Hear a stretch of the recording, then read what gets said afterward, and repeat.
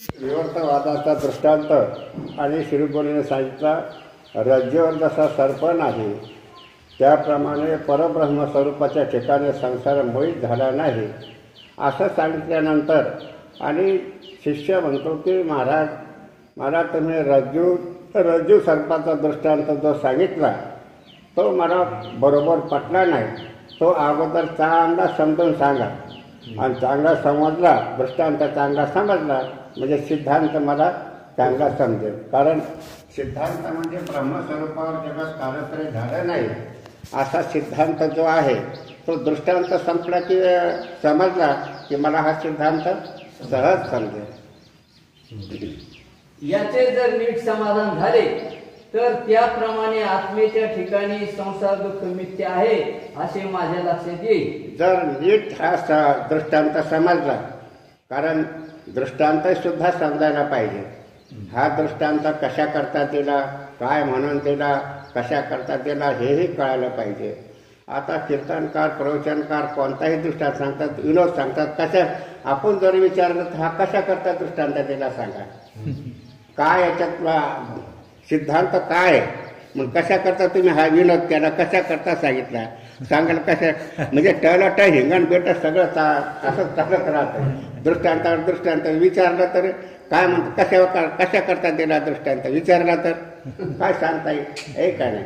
तसं सिद्धांत जर नाही कळाला तरच दृष्टांत सांगायचं असतं. श्रोत्याला सिद्धांत नाही कळायला तरच काय सांगायचा, दृष्टांत सांगायचा, थोडक्यात सांगायचं. लांब नकच अर्धा तास त्यात घालायचा असं नाही त्याच्यात, असं आहे. म्हणून काय की शिष्य म्हणतो की रज्जू सर्पाचा जो दृष्टांत आहे ते नीट मला समजला म्हणजे ब्रह्मस्वरूपाच्या ठिकाणी कालत्रय जगत झालं नाही हे मला सिद्धांत समजेल. मग दृष्टांत अगोदर सांगा. पण रज्जूच्या ठिकाणचा सर्प जसा आपण मिथ्या सांगतात तसा इतर लोक त्यास मिथ्या मानित नाहीत. आता काय इतर लोक म्हणजे शास्त्रकार म्हणजे मतवादी. जे मतवादी ते असत ख्यातीवाला, आत्मख्यातीवाला, अन्यथा ख्यातीवाला, ख्यातीवाला, सत्ख्यातीवाला आणि रचने ख्यातीवाला या सर्पाची संगती वेगळी लावतात, हे काय नाही. म्हणजे अनेक लोक म्हणजे वेगळी अशी ती काय लक्षात प्रक्रिया सांगतात. मग आपापल्या प्रक्रियेनं आपापल्या बुद्धीनं जसं जसं झेपेल त्याप्रमाणे या जगताचा आणि या रज्जू सर्पाचा आणि याचा काय करतात विचार करतात, हे काय नाही. अनेक तऱ्हेचं आता त्याच्यात म्हणजे 6 मतवादी आहेत, हे का नाही, 6 शास्त्रकार आहेत. मग त्याच्यामधून कोणत्याचं मत चांगलं असेल आणि ते मला पटतेल मग त्याचं मी मानेन असं शिष्य सांगतो. ते रज्जूच्या ठिकाणी होणाऱ्या सर्पाच्या प्रतीची निरनिराळ्या रीतीने व्यवस्था लावतात, कशी लावतात ते सांगतो. हा आता काय की 5 जण पुरुष असे सहज निघले, रस्त्याने निघले असताना त्यांना दोरीवर सर्पाचा अध्यास झाला. सर्पाचा अध्यास झाला असताना आणि दोरीचं त्यांना ज्ञानही झालं आणि तो सर्प निवृत्तही झाला. पण ते एका जागी बसून विचार करायला की सर्प हा भासला कसा आपल्याला, हा सर्प आपल्याला रज्जूवर सर्पाचा जो आपल्याला अध्यास झाला पण हा झाला कसा, कुठून आला सर्प, कोण आला, काय मेळ आहे याचा, का दोरी सर्प आहे, काय मेळ लागत नाही. म्हणून आपापला विचार आणि ते एकमेकाला सांगतात. आपला जो विचार आहे रज्जू सर्पाविषयी काय अनुभव प्राप्त झाला तो प्रत्येक जण आपला अनुभव आणि 4ही जणाला सांगतो. तो कसा सांगतो ते पहिले ख्यातीवरनं. प्रथम आपण अशी कल्पना करू की कोणी 5 पुरुष रस्त्याने जात असता रस्त्यातील दोरीचे ठिकाणी मंद अंधकारामुळे 5ही जणांस त्या दोरीवर सर्प भासला. नंतर त्या दोरीचे ज्ञानाने सर्पाचा सर्प भ्रमनिवृत्तही झाला. येथपर्यंत सर्व ठीक झाले.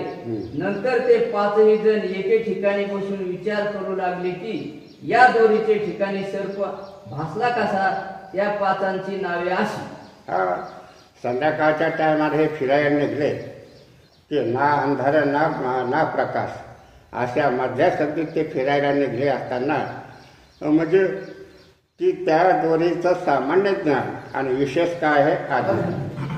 त्या दोरीचं काय आहे सामान्य ज्ञान आणि त्याचं काय आहे विशेष काय आहे आज्ञा. अशा संधीमध्ये त्यांना सर्प आणि त्या दोरीवर सर्पाचा अध्यास झाला आणि सर्पाचा अध्यास झाला असताना आणि तो सर्पही निवृत्त झाला. पण एका ठिकाणी आता बसले चालून बसल्यानंतर ते विचार करायला आपल्याला सर्प भासला कसा, दिसला कसा, हे का ना असा विचार करू लागले. पाचही जण विचार करायले आणि एकमेकाला सांगायला लागले. ते सांगतात आता पहिला असत ख्याती. आता पहिला काय असत ख्याती म्हणजे हा असत ख्यातीवाला म्हणजे हा शास्त्रकारच आहे, पण यांना वेद मान्य नाही, शास्त्र मान्य नाही. असत ख्याती आत्मख्याती ह्या दोन ख्यात्या आहेत. यांना शास्त्र मान्य नाही, वेद मान्य नाही. आपल्या बुद्धीनं आणि ते विचार करायला लागले. तर असत ख्यातीवादी आणि काय म्हणतो ते सांगतात. माध्यमिक मताचा शून्यवादी याची आहे. हा शून्यवादी म्हणजे की शून्यच देव आहे. काय म्हणता हा शून्यच देव आहे, हे काय नाही. मग शून्य हे परम तत्व आहे असं म्हणतो. ते त्याचं मत सांगतात. आता दुसरा आत्मख्याती नाही तेच वाचायचं. त्याचे नाव आहेत 6 खाली नाव घेऊन त्याच्या आधी नाव दिलेले 6. दुसरा आत्मख्याती योगाचार मताचा विज्ञानवादी बौद्ध याची आहे. तिसरा अन्यथा ख्याती न्याय वैशेषिक मताचा जडवादी याची आहे. चौथा अख्याती सांख्य व प्रभाकर मताचा चिदवादी याची आहे. पाचवा सत्ख्याती रामानुजा मताचा जगत सत्यवादी याची आहे. आणि 6वा अनिर्वचनीय ख्याती श्री भगवान व्यास व श्री शंकराचार्य यांची आहे. आता 6 जणांच्या ह्या ख्याती म्हणजे सांगणं. आता काय सांगतात हे 6 जण, या 6 जणांचा आपल्याला विचार करायचा आहे. आपल्याला कोणतं मत स्वीकारायचं आहे आणि कोणतं वेदाला प्रमाण आहे त्याचा आपण स्वीकार करू. आता यांचं बरोबर चूक आणि कशामध्ये तेच आपलं मत असं खोडतात आणि आपला सिद्धांत मानतात ते सांग. आता पहिला असत ख्याती सांगतो. रज्जू सर्पाविषयी पहिल्या असत ख्यातीवाद्यांचे असे मत आहे की रज्जूच्या ठिकाणीच सर्प असत आहे असे नाही, तर सर्व जगात सर्प किंवा दुसरा कोणताही पदार्थ अत्यंत असत रूपच आहे. आता ज्यावेळेस त्यांना रज्जूचं एकदम सामान्य रूपाने ज्ञान झालं, विशेष रूपाने अज्ञान म्हणजे त्या सर्पाचं त्याला ज्ञान झालं. म्हणजे विशेष अज्ञानाचा काय झालेला आहे, स्फोट झालेला आहे. आणि विशेष अज्ञानामुळं आणि सर्प आणि परिणाम पावलं म्हणजे ते अज्ञान काय झालेलं आहे ते सर्परूपाने परिणाम पावलेला आहे.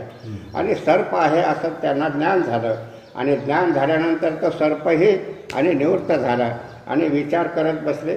तर असत ख्यातीवादी असा म्हणतो, विचार करतो की बापा रज्जूवर सर्प नाहीच आपला निश्चय झाला. काय झाला आपला सगळ्याचा निश्चय झाला की आपल्याला तो सर्प भासला म्हणजे रज्जूवर सर्प नाहीच असं कळाल्यानंतर तो असत ख्याती ओळखला आणि सगळ्याला सांगू लागला. 5ही जणाला तो काय सांगला, अरे रज्जूवर सर्प तर असत आहेच आहे म्हणजे रज्जूवर सर्प तर नाहीच नाही, पण सर्व जगामध्ये जे पदार्थ ते सुद्धा असत आहे. सगळे पदार्थ कसे येथे असतच आहे म्हणजे वंध्यापुत्राप्रमाणे आहे. असत तुच्छ असे म्हणजे वंध्यापुत्र कुठं पाहिलेला आहे का, नाही. त्याप्रमाणे कोणत्याच जगामध्ये कुठल्याही जगामध्ये कोणताही पदार्थ नाही. दोरीवर जसा सर्प कालत्रय झालाच नाही त्याप्रमाणे सर्व पदार्थ कालत्रय झालेच नाही. सगळं शून्यच आहे. सगळं काय आहे, हे शून्यच आहे. जगातील सर्व पदार्थ वंध्यापुत्राप्रमाणे अत्यंत असद्रूप मानले तर बाकी शिल्लक शून्यच परमतत्व राहणार. सूर्य बाकी शिल्लक काय आहे, शून्यच हे परम तत्व म्हणजे शून्यच परब्रह्म, शून्यच देव आहे असं त्यांचा काय सिद्धांत आहे. कोणाचा असत ख्यातीवाल्याला देव कोण मानला ते शून्य. शून्यच असं आहे. मग जगात कोणी सुद्धा नाही, एकटाच परब्रह्म म्हणजे शून्य असं आहे. त्या शून्य परमतत्वाचा जसा असत जगत रूपाने भास होतो त्याचप्रमाणे रज्जूचे ठिकाणी अत्यंत असत सर्पाची प्रतीती होते. असे असत ख्यातिवाद्याचे मत आहे. असं काय आहे? असत ख्यातिवाद्याचं काय आहे? मत आहे शून्यच परमतत्व आहे आणि तेच सर्व काय आहे जगामध्ये तो पूर्ण भरलेला आहे. शून्यच, दुसरं काही सुद्धा नाही. यावर दुसरा आत्मख्यातिवादी असे म्हणतो की आता याच्यावर दुसरा उठतो. कोण? दुसरा नंबर कोणाचा? आत्मख्यातिवाद्याचा. आणि तो आत्मख्यातिवाद्याचा आणि त्याला असत ख्यातिवाद्याचं मत पटलं नाही, कारण हे फार विरुद्ध आहे. हे का नाही? पण तो काय म्हणतो, अरे बापा सर्व शून्यच आहे. पण शून्य सांगणारा तो कोण आहे? शून्य सांगणारा कोण आहे? मग तो शून्य आहे का? मग हे मत पटतं का? बरोबर सगळं शून्यच आहे म्हटल्यानंतर अरे शून्य सांगणारा तर म्हणतो शून्य आहे, शून्य आहे, पण सांगणारा तो शून्य आहे काय? हे का नाही? म्हणून हे त्याचं मत हे बरोबर नाही, तेच वाटत आहे. यावर दुसरा आत्मख्यातिवादी असे म्हणतो की सर्प अत्यंत असत असून त्याची प्रतीती होते, तर अत्यंत असत जो वंध्यापुत्र त्याचीही प्रतीती झाली पाहिजे. त्याचीही प्रतीती झाली पाहिजे. रज्जूवर सर्प असत असून त्याची प्रतीती होतं म्हणतो. हे काय? मग वंध्यापुत्र कसं आहे? असत आहे. हे का नाही? वंध्यापुत्र झालाच नाही आणि नाही त्याची वार्ता कोणी सांगत नाही. मग सगळं वंध्यापुत्राप्रमाणे सगळं असत दिसायला पाहिजे. हे का नाही? मग हे शून्यच असं परमतत्व असं म्हणतो. मग त्याची प्रतीती कशी येते? शून्याची प्रतीती येत नाही, वंध्यापुत्राची प्रतीती येत नाही. पण आपल्याला हे जगताची या रज्जू सर्पाची काय होती? प्रतीती येते. आता त्याच्यावर आत्मख्याती मग सांगतो, ते स्वतःचं मत सांगतो. याचं मत ओरडून टाकलं. आता स्वतःचा आत्मख्यातिवादा आणि त्याचं मत स्वतः सांगतो असा मानायचं. आत्मख्यातिवाद्याचे असे मत आहे की रज्जूचे ठिकाणी किंवा अन्यत्र कोठेही सर्प नाही हे खरे, परंतु जितके पदार्थ प्रतीत होतात त्या सर्व पदार्थाचे आकार बुद्धीच धरते. बुद्धी ही क्षणिक विज्ञान रूप असून तीच आत्मा आहे. आता स्वतःचं मत काय की त्याचं मत थोडं की वंध्यापुत्राप्रमाणे आणि सर्व जगात असत आहे, पण तसं नाही. कारण जे जे पदार्थ आपल्याला प्रतीत होतात, जेवढे आपल्याला डोंगर, नद्या, पर्वत, झाड, वृक्ष, बेली, माणसं, पशु, पक्षी हे जे आपल्याला प्रतीती होतात, याची प्रतीती होण्याकरता सगळी बुद्धीच त्यांचा आकार धरते. बैलाचा आकार कोण धरते? बुद्धीच. डोंगराचा आकार बुद्धीच. झाडाचा आकार बुद्धीच. म्हणजे पर्वताचा आकार बुद्धीच. म्हणजे सगळं जे आपल्याला जे दिसतं आपल्याला ते म्हणजे आपली बुद्धीच आणि काय करते ती आकार धारण करते. काय करते ती? आपला आकार धारण करते. हे का नाही? मग आकार धारण केल्यानंतर सगळा आकार म्हणजे बुद्धीच आहे आणि ती पुन्हा क्षणिक आहे. ती कशी आहे? क्षणिक आहे. युगपत उत्पत्ती, युगपतला युगपत उत्पत्ती, युगपतला म्हणजे एक बुद्धी केली, दुसरी आली, तिसरी आली, चौथी आली, अशी. जसं नदीचं पाणी आपण वंजळून पितो, वंजळून प्याल्यानंतर जे आपण स्पर्श ज्या पाण्याला केला वंजळीनं, ते पाणी गेलं, दुसरं आलं, ते पाणी गेलं, दुसरं आलं, ते पाणी गेलं, दुसरं आलं. ही बुद्धी गेली, दुसरी आली, ही बुद्धी गेली, दुसरी आली. म्हणजे क्षणिक ती बुद्धी काय होती? क्षणिकम म्हणजे सर्व ती असे पालटती. म्हणजे पहिली गेली, दुसरी आली, दुसरी गेली, तिसरी आली. म्हणजे तिचा क्षणाला तिचा नाश होतो, म्हणजे लय होतो. अशी ती बुद्धी आणि तीच आत्मा आहे. तीच काय आहे? आत्मा म्हणजे देव. कोण आहे? बुद्धीच देव. हे का नाही? पहिल्या ख्यातिवाद्यानं काय म्हटलेलं आहे? शून्यच देव आहे. आणि हा काय म्हणतो? बुद्धीच देव आहे. आणि तो देवच आकार धारण करतो. काय करतो? सगळ्या जगाचा काय करतो? तोच आकार धारण करतो. म्हणजे बुद्धीच आकार धारण करते. आणि ते पुन्हा कशी आहे?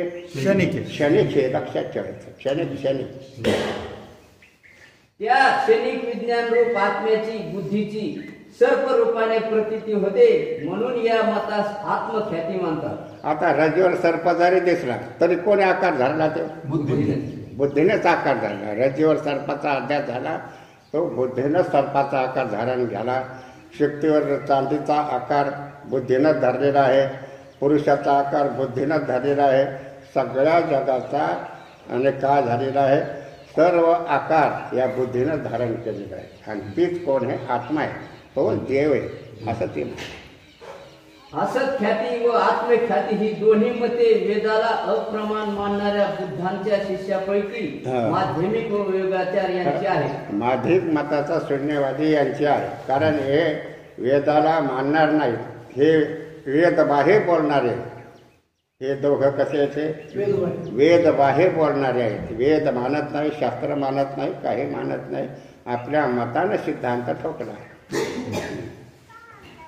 यावर तिसरा अन्यथा ख्यातीवादी असे म्हणतो की क्षणिक विज्ञानरूप बुद्धी सर्पाचा आकार धरते असे मानावे, तर क्षणभरच सर्पाची प्रतीती व्हावी, पण ती तर बहुत काल होते तशी न व्हावी. आता अन्यथा ख्यातीवादी आत्मख्यातीवादीला म्हणतो. आत्मख्यातीचा काय सिद्धांत होता?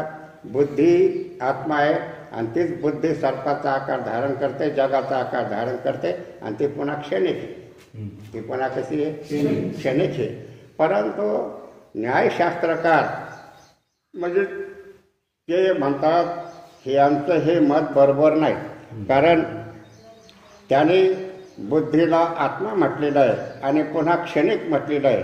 आणि क्षणिक म्हटल्यानंतर आता हा व्यवहार जो आपला जो व्यवहार चाललेला आहे, हा व्यवहार म्हणजे काल आपण काय केलेलं आहे, काल आपण शरीर काय केलं आहे आणि पुन्हा संध्याकाळी विचार करतो आपल्याला उद्या सकाळी काय करायचं.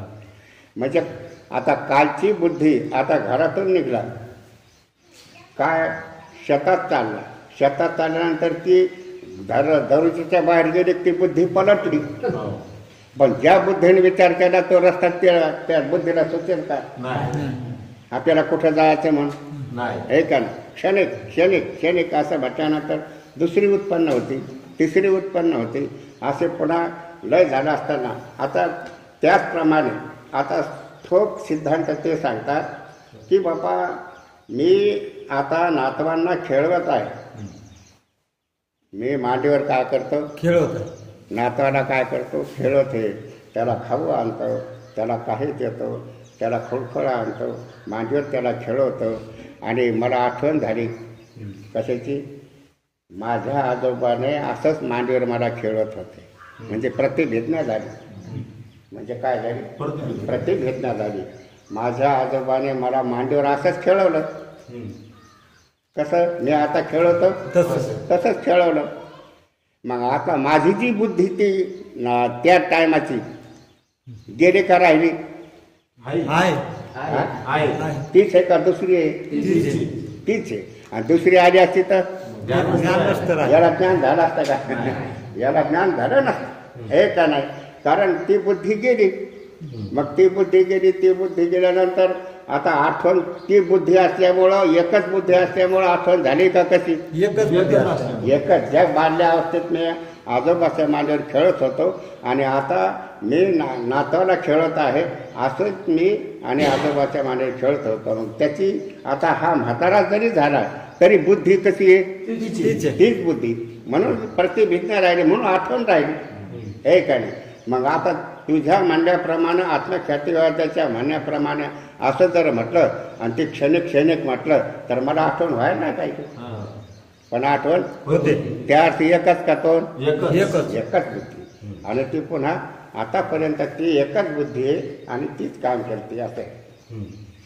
शिवाय विज्ञानरूप बुद्धी आत्मा मानला तर जो मी बाल्यावस्थेत वडिलाचे मांडीवर खेळत होतो तोच मी आता नातवांना खेळवीत आहे, अशी जी प्रतिभिज्ञा होते ती होऊ नये. कारण वडिलाच्या मांडीवर खेळणारा आत्मा तर द्वितीय क्षणी नष्ट झाला.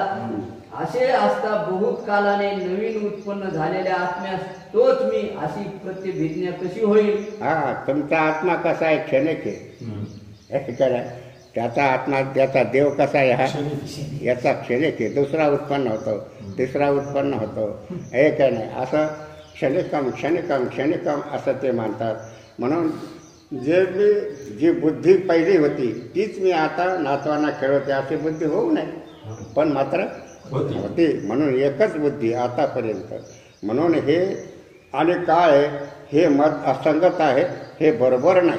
याची संगती बरोबर लागत नाही. अन्यथा ख्याती यायचं मत मानतो. आता स्वतः कोण? अन्यथा ख्याती. हा, न्यायशास्त्रकार म्हणजे अन्यथा ख्याती. आणि हे अन्यथा ख्याती मानतात. ती कशी मानतात ते सांगतात. अन्यथा ख्यातीवाद्यात प्राच्य नैयायिक आणि नव्य नैयायिक असे दोन भेद असून ते थोड्या भेदाने अन्यथा ख्यातीच मानतात. आता हे त्यांचे हे एकच आहे, दोघंही एकाच संप्रदायाचे. न्यायशास्त्रकार प्राच्य न्यायिक आणि नव्य न्यायिक हे दोघं एकच आहे. एकच यांचा सिद्धांत आहे. पण थोडा मतभेद यांचा आहे. यांचा काय थोडा मतभेद आहे. नाही तर काय ते अन्यथा ख्यातीच मानणारे आहे. ते कसे मानतात ते सांगतात. त्यातील प्राच्य न्यायिकाचे मत असे की वारुळादी ठिकाणी असणाऱ्या सप्त सर्पाचे ज्ञान नेत्र दोषामुळे आपल्या समोर असलेल्या रज्जूचे ठिकाणी होते. आता हे त्या रज्जूवर भासलेल्या सर्पाची संगती लावायची. आता हा संगती कशी लावतो? कोण? प्राच्य न्यायिक. एक आणि हा त्या रज्जूवर सर्पाचा अध्यास झाला. त्या सर्पाची विल्हेवाट कशी लावतात ते सांगतात.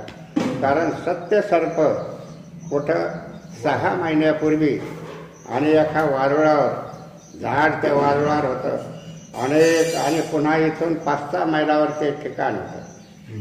किती मैलावर? 5-6 मैलावर त्या गावात पाहिला होता. डाळगाव सर्प वारुळावर पडकड गावाच्या पडकून. आणि गावाच्या पडकून पाहिल्यानंतर आणि तो वारुळावर असा दिसला. आणि वारुळा दिसल्यानंतर आणि तो इथं आपल्या रज्जूवर आणि आपल्याला काय झाला? अध्यास झाला. आणि डोळ्यात काय? मंदत्व म्हणजे डोळे नेत्रात काय? दोष. याने काय म्हणलेला? नेत्रात दोष माटलेला आहे. हे का नाही? म्हणजे सर्प कसा भासला? ते नेत्रात दोष आहे. आणि तो सर्प आपल्याला आणि या ठिकाणी दिसायला म्हणजे प्रतिबंध असताही काय? नद्या, पर्वत, घरं, दारं हे सगळे प्रतिबंध असून आणि नेत्रात दोष असून आणि तोच सर्प इथं दिसायला. कोणता? वारुळ पाहिला. किती महिन्या? 6 महिन्यापूर्वी. आणि किती मैलावर? 6 मैलावर. आणि मध्ये काय? नद्या आडवे, गाव आडवे, पर्वत आडवाय, वाटेल ते झाडं आडवे. आणि आपल्याला इथं तो सर्प इथं दिसायला. कोणता सर्प दिसायला? तोच. म्हणजे अन्याचं अन्य ठिकाणी. याचं म्हणणं काय आहे? अन्याचं अन्य ठिकाणी म्हणजे अन्य ठिकाण वारुळ. अन्य ठिकाणी मग रज्जूवर तोच भासला. कशावर भासला? रज्जूवर कोण भासला? तोच सर्प भासला. तोच सर्प दिसला. भासला नाही, हा खरा आहे. तोच सर्प इथं आपल्याला दिसायला. कशामुळं? डोळ्यात अंधत्व आहे, दोष आहे. आणि प्रतिबंध भिंतीचा, झाडाचा, पर्वताचा हा काय? प्रतिबंध असून त्यामुळं तोच सर्प इथं दिसायला. असं त्यांनी संगती लावली. फक्त सत्य ज्ञानाचे स्थान निराळे होते. सत्य सर्पाच्या ज्ञानाचे स्थान वारुळ असून नेत्रदोषाने रज्जू हे त्या सर्प ज्ञानाचे स्थान होते. फक्त सत्य स्थान वेगळं म्हणजे वारुळ सत्य. वारुळ काय? सत्य. आणि ते झाडही तिथं होते तेही सत्य. ते ठिकाण मात्र सत्य. पण तो सर्प इथं आपल्याला दिसायला. असं आहे. सर्प सत्य मानते का महाराज? हा, सत्य मानते का सर्प? कोण? हा, सत्य. तोच इथं दिसायला. भास नाही ना. भास नाही ना. भास नाही, तोच दिसायला. म्हणजे आता शून्यवाद्याने काय सांगितलं? शून्यच परमतत्व आहे. सगळं जगत असंच आहे. दोरीवर सर्प नाहीच असं त्यांनी सिद्ध केलं. आणि याने काय? बुद्धीचा आकार धारण केला सर्पानं. आत्मख्यातीवाद्यानं काय केलं? बुद्धीचा आकार धारण केला सर्पानं. ते सर्प नाही पण या बुद्धीनं सर्पाचा आकार धारण केला. सांगत बरोबर नाही लक्षात? पहिल्या असं ख्यातीवाद्यानं काय सांगितलं? शून्यच परंतु दोरीवर सर्प तर नाहीच नाही पण शून्य आहे. पण सर्व ठिकाणी शून्य शून्य. शून्यच परमतत्व आहे, सर्प नाहीच. आणि आत्मख्यातीवाल्याने बुद्धीने सर्पाचा आकार धारण केला. त्या दोरीवर आपल्याला तो सर्प भासला ना, हा. तो भासला का नाही, पण या बुद्धीनं काय केला, आकार धारण केला.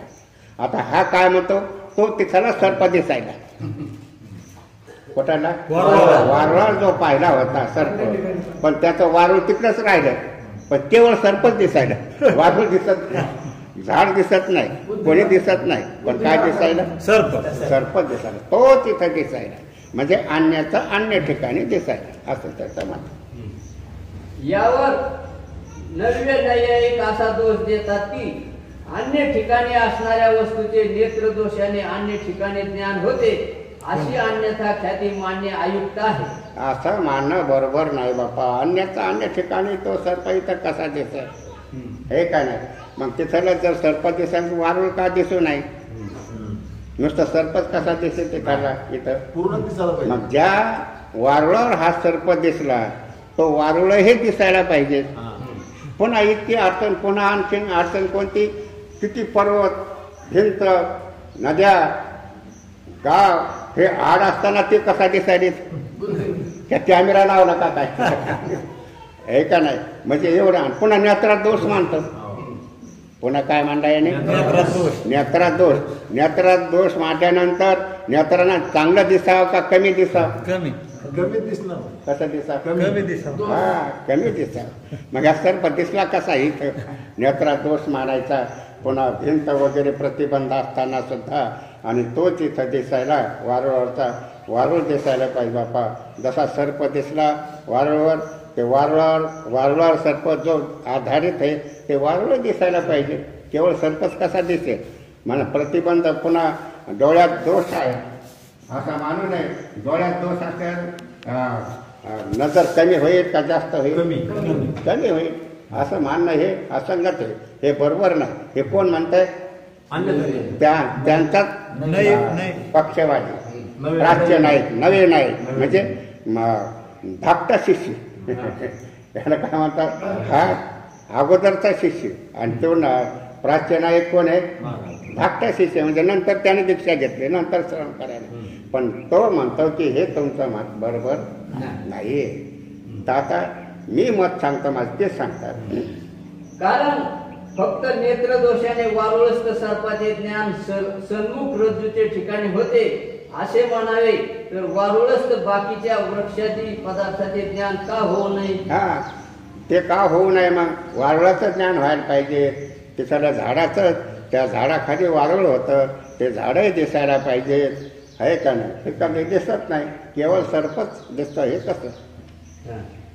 वास्तविक दोषाने नेत्राचे सामर्थ्य कमी व्हावे, दोषरहित नेत्रास पडद्याचे पलीकडील वस्तू दिसत नाही, मग इत्यादी प्रतिबंध असताही वारुळस्थ सर्पाचे ज्ञान कसे होईल. हा, आता वास्तविक पाहिलं असताना, डोळ्यात दोष असताना आणि काही दिसत नाही, हे का नाही. पुन्हा नुसता पडद्याच्या आड जर आपण असा पडदा केला तर तिकडचं काही दिसत नाही. इकडं तर भिंती, पर्वत, नद्या, गाव, हे तिकडचं 6 मैलावरचं गाव, ते सुद्धा आडे, आणि ते कसं इथं दिसत एवढा प्रतिबंध असताना. हो, म्हणून हे मत तुमचं हे बरोबर नाही. नीट समजून सांगा, मी तुम्हाला सांगतो. काय म्हणता, हे तुमचं मत बरोबर नाही. कशी सर्पाची संगती लावायची ती नीट सांगतो, असं ते सांगतात. ही निर्दोष नेत्राची स्थिती आणि प्राच्य नैयायिक तर नेत्रात दोष मानून भित्याधिक प्रतिबंध असताही वारुळस्थ सर्पाचे ज्ञान सन्मुख रज्जूचे ठिकाणी मानतात, पण दोषाने सामर्थ्य वाढते असा अनुभव नाही, म्हणून प्राच्यमत असंगत आहे. हे प्राच्यमत कसं आहे, असंगत, हे योग्य नाही. असंगत म्हणजे काय, योग्य नाही. यांना संगती लावता आली नाही. म्हणजे आता हे जर मत आपल्याला पटलं तर जगाची संगती कशी लावायची हे कळेल आपल्याला. आता ही सर्पाची संगती कशी लावायली. आता हे सगळे आतापर्यंत तिघाचा विचार झाला, असख्याती, आत्मख्याती, अन्यथा ख्याती, या तिघाचा काय झाला विचार झाला. पण यांना या रज्जू सर्पाचा जो दृष्टांत आहे यांना सांगता येईना. जर रज्जू सर्पाचा दृष्टांत नीट सांगता आला तर इकडं सिद्धांत जगत कसं निर्माण झालं, कुठून आलं, कसं झालं हे सांगता येईल. पण याला रज्जू सर्पाच्या दृष्टांताची संगती लावता येईल. कोणाला? हे तिघांनाही सुद्धा कंबर बांधून सांगू लागला, पण त्यांना सांगता आला नाही. म्हणून तोच प्राच्य नाही, आपल्या मोठ्या भावाला तोच म्हणतो की तुमचं मत बरोबर नाही. या संगती लावण्या, सर्पाची संगती लावण्याकरता तुमचं मत बरोबर नाही. कारण जर दृष्टांत रज्जू सर्पाचा दृष्टांत यथार्थ बरोबर जर सांगितला तर इथं जगत कसं उत्पन्न झालं, कोणापासून झालं, याचं कारण कोण, उपादान कारण कोण, त्याची संगती लावता येईल. दिसणाऱ्या जगताची संगती लावता येईल. आणि याची रज्जू सर्पाच्या दृष्टीने संगती लावली बरोबर तरच मात्र संगती लावता येईल. नाहीतर ही संगती यांना लावता येणार नाही आणि जगाची संगती यांना लावता येणार नाही. पुढे आपले यांचे मत पुन्हा येणार आहे. यावर अख्यातीवादी चिंतामणीचे मत नवीन त्याचे असे मत आहे की नेत्र दोषाने ध्येय जी वस्तू तिचेच सर्परूपाने ज्ञान होते, आणण्याचे म्हणजे रज्जूचे अन्य प्रकाराने म्हणजे सर्परूपाने ज्ञान होणे, अशा प्रकारचे अन्यथा ख्याती मांडणे योग्य आहे. काय नवीन ते असे मत आहे की नेत्र दोषाने ध्येय जी रज्जू तिचेच सर्परूपाने ज्ञान होते, आणण्याचे म्हणजे रज्जूचे अन्य प्रकाराने म्हणजे सर्परूपाने ज्ञान होणे, अशा प्रकारचे अन्यथा ख्याती मांडणे योग्य आहे.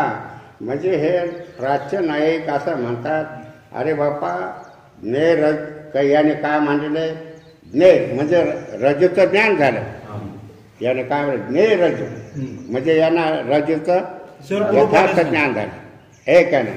मग यथार्थ ज्ञान झाल्यावर मग ने रज्जू म्हटल्यानंतर ती रज्जूच ने रूपाने आपल्याला सर्प रूपाने दिसली. म्हणजे अन्याचं अन्य ठिकाणी आणि अन्याचं अन्य रूपाने, या दोघात फरक काय एवढा? कोणता फरक आहे? अन्याचं अन्य ठिकाणी म्हणजे वारवळ पाहिला सर्प इथं दिसायला, अन्याचं अन्य ठिकाणी.